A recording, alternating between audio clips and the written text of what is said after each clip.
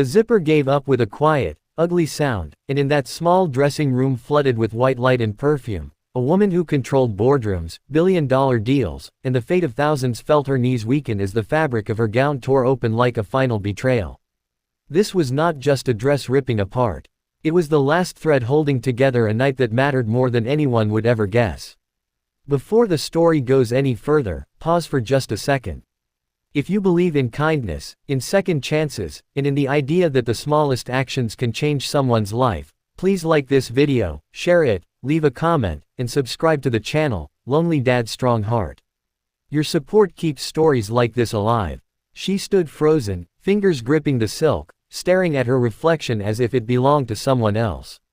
To the world, she was a celebrated CEO, admired for her discipline, feared for her decisiveness, and praised for rising in a ruthless industry where mercy was often mistaken for weakness.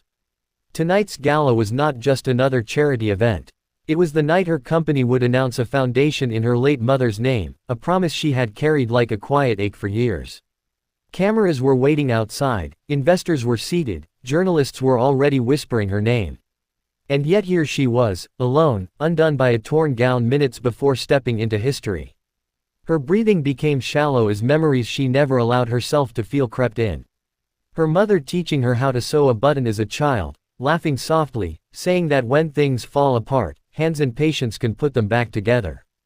That woman was gone now, taken too early, and this foundation was meant to honor her belief in dignity and compassion.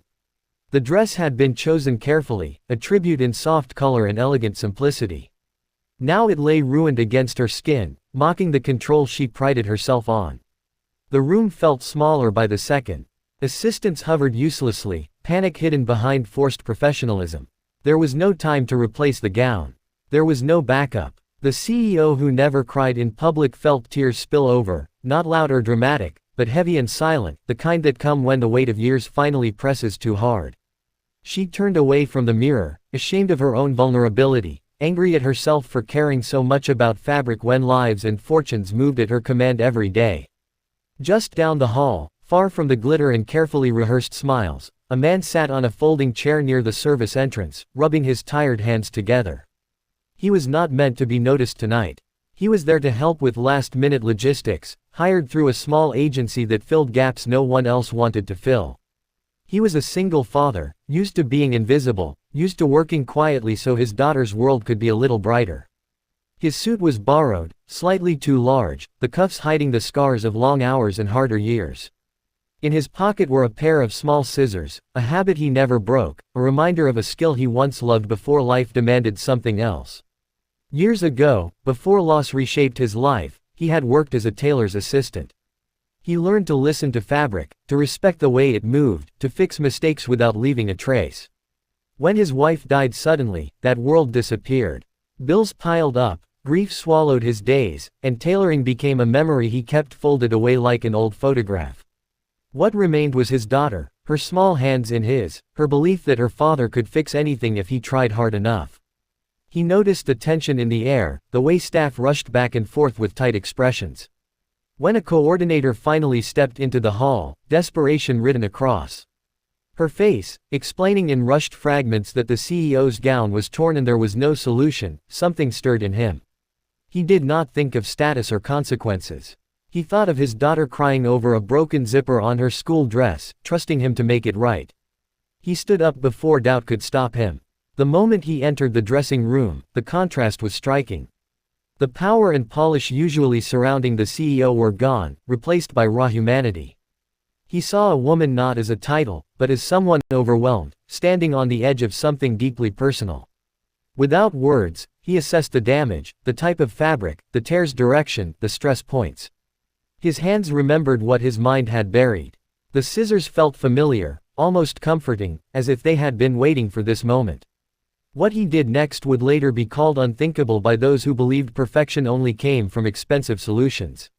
He did not try to hide the tear in the usual way. There was no time for delicate repairs. Instead, he made a bold decision, guided by instinct and respect for the gown's design. With steady hands, he reshaped the torn area, cutting and reworking the fabric into an intentional, elegant line. Each movement was careful, confident, born of years he thought no longer mattered. As minutes slipped away, something else changed in the room. The CEO's breathing slowed.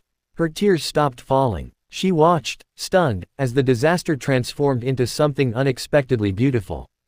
The gown was no longer what it had been, but it had become something else entirely, something unique. In that quiet collaboration between broken fabric and skilled hands, a sense of calm returned. Control did not come from forcing things back to how they were, but from allowing them to become what they needed to be.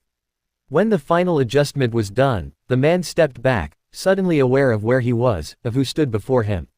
Embarrassment flickered across his face, but there was also pride, the kind that comes from honest work done well. The CEO turned to the mirror again, hardly recognizing herself. The dress now carried a story, a subtle asymmetry that felt alive, resilient. It mirrored her own journey more than the original design ever could.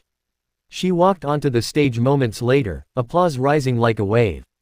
Cameras flashed, lights glowed, and the room leaned in as she began her speech.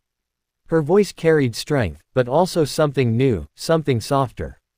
She spoke of her mother, of loss, of the unseen people whose quiet efforts hold the world together. She spoke of resilience not as perfection, but as adaptation, as courage in the face of sudden change.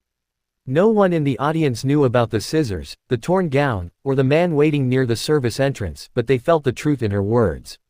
After the gala, when the crowd thinned and the night exhaled, she sought him out. Not as a CEO addressing staff, but as one human recognizing another. She learned about his daughter, his past, his quiet strength. She learned that the hands that saved her night were the same hands that braided hair in the morning, packed lunches, and stitched together a small family after tragedy tried to tear it apart. In the weeks that followed, something remarkable happened. She did not offer charity. She offered opportunity. She connected him with designers who valued skill over credentials, who believed stories were sewn into every garment. She invested in a small workshop program for single parents with creative talents, giving them flexibility and dignity. The foundation launched that night expanded its mission, shaped by the lesson learned in a dressing room under harsh lights. The man's life changed, not overnight, but steadily. His daughter watched him leave for work with purpose again, watched him smile more, watched hope return to a home that had known too much silence. He taught others what he knew, passing on not just technique, but patience, pride, and the belief that no skill is ever wasted. He kept the scissors, worn and familiar, a reminder that being prepared to help can open doors no ambition ever could. The CEO, too, changed in ways no quarterly report could measure. She listened more. She noticed the people behind the scenes. She understood that leadership was not just about vision, but about recognizing humanity when it appeared unexpectedly. The torn gown became a private symbol for her, a reminder that strength often arrives disguised as vulnerability, and salvation sometimes comes from the most overlooked places. If this story is touching your heart, if you feel that quiet warmth spreading as you think about second chances and unseen heroes, please take a moment now to like this video, share it with someone who needs hope, and subscribe to Lonely Dad's Strong Heart. Your engagement helps these stories reach the people who need them most. Just before we end, I have one special request. Please comment below and tell us, do you believe small acts of kindness can truly change a life? Your words matter more than you know. Because in the end, it was never about a CEO or a gown. It was about a moment when two broken threads crossed paths and chose not to give up. It was about a single father who trusted his hands, and a woman powerful enough to let herself be helped. And somewhere between the scissors and the stage lights, a simple truth stitched itself into their lives forever. When things tear apart, kindness can remake them into something even stronger.